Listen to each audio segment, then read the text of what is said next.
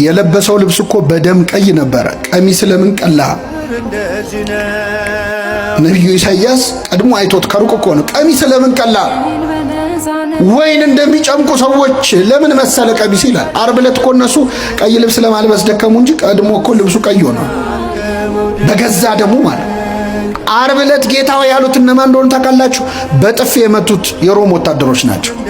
ጨርቅ አምጥተው ፊቱን አለበሱት፣ በጥፊ መቱትና ጌታ ሆይ ማን ነው የመታህ? ትንቢት ተናገር አሉት ይላል። የመዋረድ ቀን ነበረ ዓርብ ዕለት። ባለቅኔው አልቦ ዘመድ ጊዜ ተዋርዶ ብለዋል።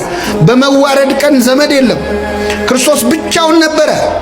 በስቃይ ቀን ማን አብሮት አለ? በመከራ ቀን አብረውት የዋሉ በዋለበት ውለው ባደረበት አድረው የቃሉን ትምህርት የእጁን ታምራት ያዩ አሳ እንጀራ ሲያበረክት የበሉ የጠጡ ሐዋርያቱ እኮ ከዮሐንስ በቀር እግሬ አውጪኝ ብለው ነው የሸሹት።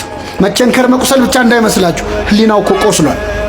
እመቤታችን ስታለቅስ ማየት ራሱ የጌታ ቁስል ነው። ታውቃላችሁ፣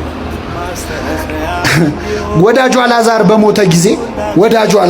በሞተ ጊዜ የአልዓዛር እህቶች ሲያለቅሱ አይቶ ክርስቶስ አለቀሰ ይላል። እነማ ሲያለቅሱ አይቶ? የአልዓዛር እህቶች ለቅሶ ካስለቀሰው እናቱ ስታለቅስ ሲያይ ምን ይሰማው ይሆን? ጌታችን እኮ ከሚስማር በላይ የወጉ ሐዘኖች አሉት ዓርብ ዕለት ታውቃላችሁ። የእመቤታችን እምባ ራሱ ለቅሶ ነው። ስድቡ፣ ጥላቸው፣ ክህደቱ፣ ሐዋርያቱ ጥለውት መሄዳቸው